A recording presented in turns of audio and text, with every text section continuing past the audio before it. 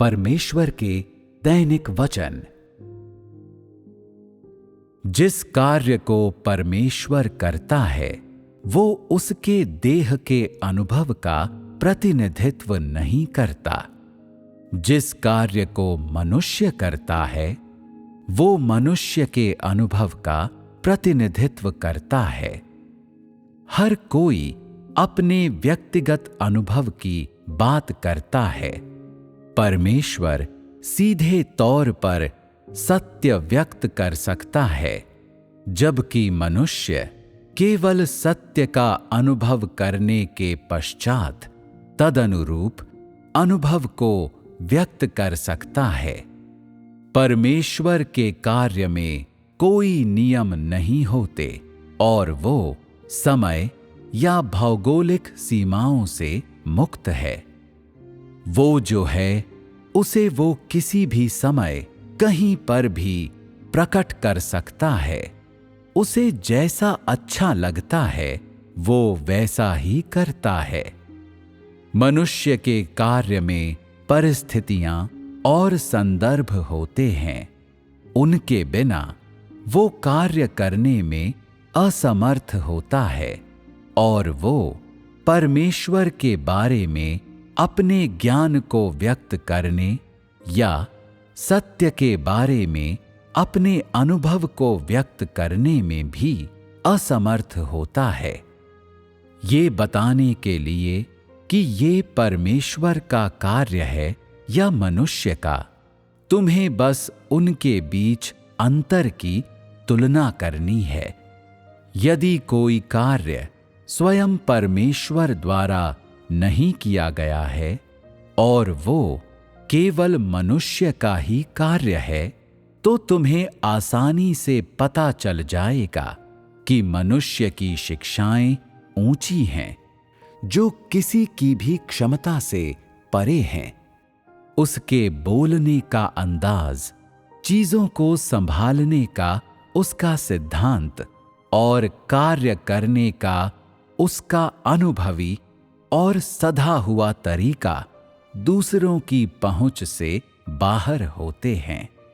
तुम सभी इन अच्छी क्षमता और उत्कृष्ट ज्ञान वाले लोगों की सराहना करते हो, परंतु तुम परमेश्वर के कार्य और वचनों से ये नहीं देख पाते कि उसकी मानवता कितनी ऊंची है। इसके बजाय वो साधारण है और कार्य करते समय वो सामान्य और वास्तविक होता है। फिर भी नश्वर इंसान के लिए वो असीमित भी है, जिसकी वजह से लोग उसके प्रति एक श्रद्धा का भाव रखते हैं।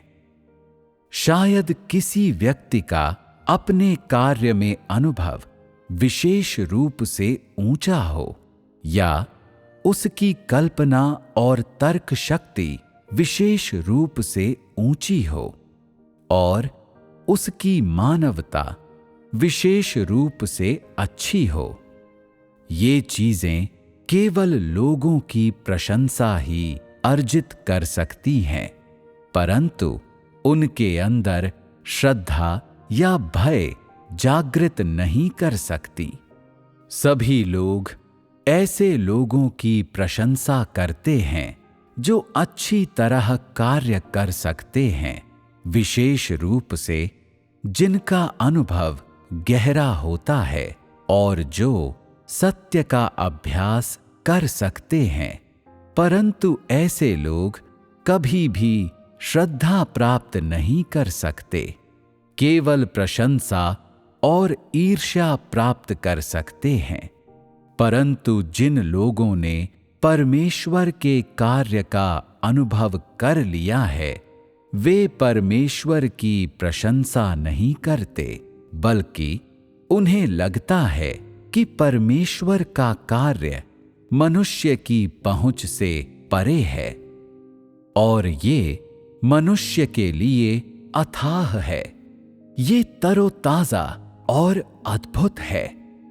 जब लोग परमेश्वर के कार्य का अनुभव करते हैं तो उसके बारे में उनका पहला ज्ञान ये होता है कि वो अथाह, बुद्धिमान और अद्भुत है, और वे अनजाने में उसका आदर करते हैं और उस कार्य के रहस्य को महसूस करते हैं जो वो करता है, जो कि मनुष्य के दिमाग की पहुंच से परे है। लोग केवल परमेश्वर की अपेक्षाओं को पूरा करने, उसकी इच्छाओं को संतुष्ट करने में समर्थ होना चाहते हैं। वे उससे बढ़कर होने की इच्छा नहीं करते, क्योंकि जो कार्य परमेश्वर करता है वो मनुष्य की सोच और कल्पना से परे होता है, और वो परमेश्वर के बदले उस कार्य को नहीं कर सकता।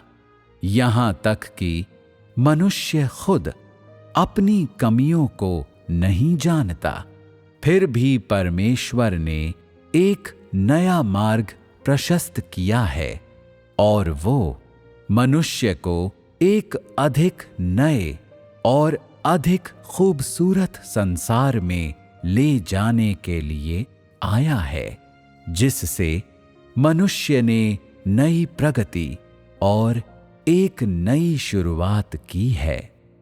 लोगों के मन में परमेश्वर के लिए जो भाव है वो प्रशंसा का भाव नहीं है, या सिर्फ प्रशंसा नहीं है।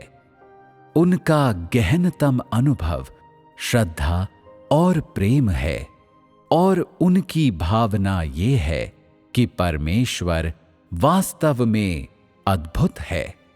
वो ऐसा कार्य करता है जिसे करने में मनुष्य असमर्थ है, और ऐसी बातें कहता है जिसे कहने में मनुष्य असमर्थ है।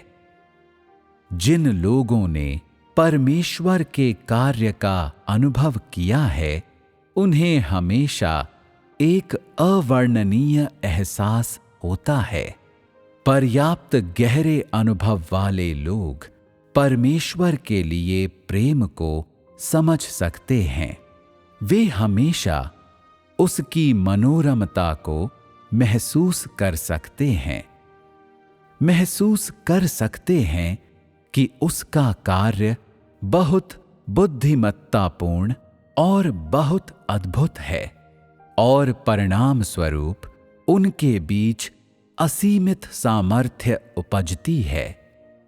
ये भय या कभी कभार का प्रेम और श्रद्धा नहीं है, बल्कि ये मनुष्य के लिए परमेश्वर की करुणा और सहिष्णुता की गहरी भावना है।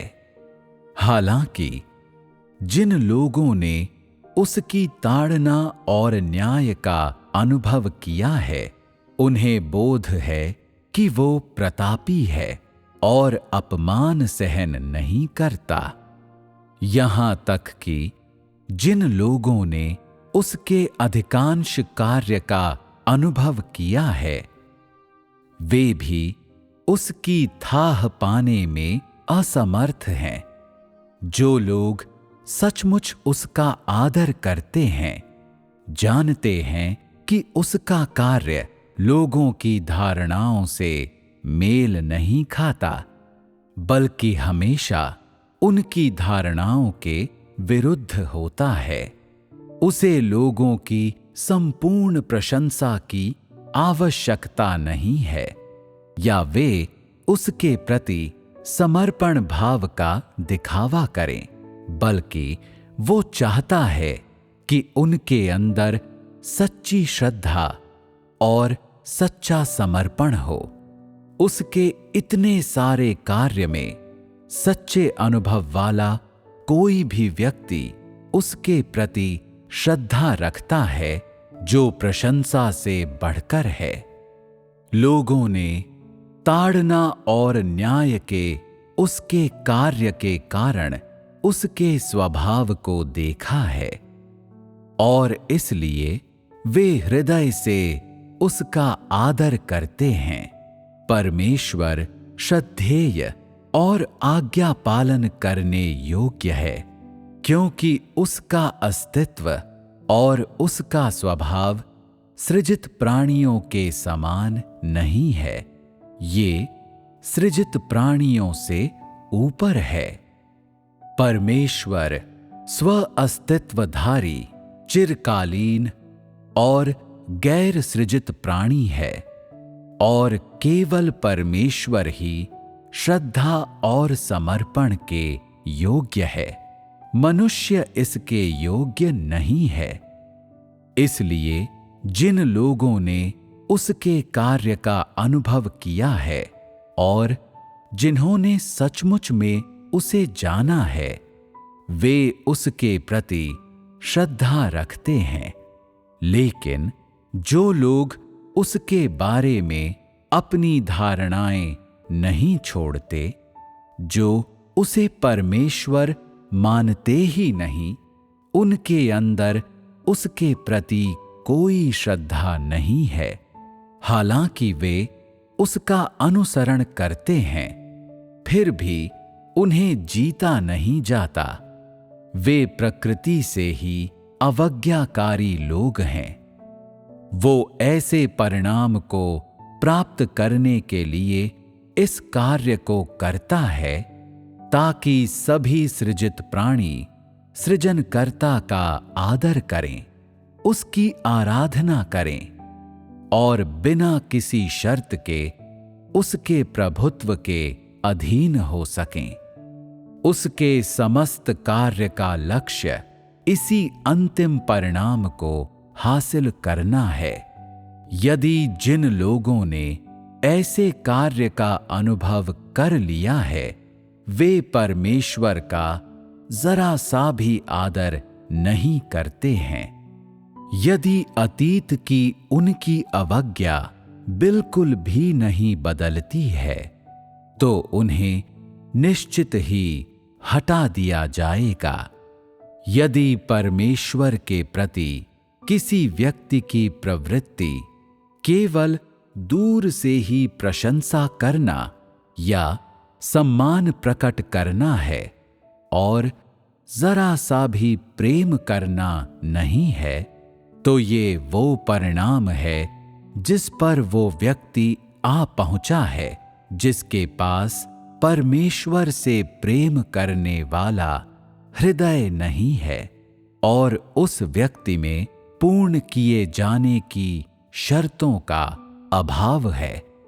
यदि इतना अधिक कार्य भी किसी व्यक्ति के सच्चे प्रेम को प्राप्त करने में असमर्थ है, तो इसका अर्थ है उस व्यक्ति ने परमेश्वर को प्राप्त नहीं किया है और वो असल में सत्य की खोज नहीं कर रहा। जो व्यक्ति परमेश्वर से प्रेम नहीं करता, वो सत्य से भी प्रेम नहीं करता और इस तरह वो परमेश्वर को प्राप्त नहीं कर सकता। वो परमेश्वर की स्वीकृति तो बिल्कुल भी प्राप्त नहीं कर सकता। ऐसे लोग पवित्र आत्मा के कार्य का अनुभव चाहे जैसे कर लें और न्याय का चाहे जैसे अनुभव कर लें, वे परमेश्वर के प्रति श्रद्धा नहीं रख सकते। ऐसे लोगों की प्रकृति अपरिवर्तनीय होती है और उनका स्वभाव अत्यंत दुष्ट होता है।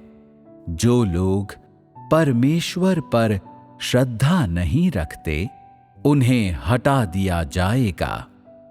वे दंड के पात्र बनेंगे और उन्हें उसी तरह दंड दिया जाएगा जैसे दुष्टों को दिया जाता है, और ऐसे लोग उनसे भी अधिक कष्ट सहेंगे जिन्होंने अधार्मिक दुष्कर्म किए हैं।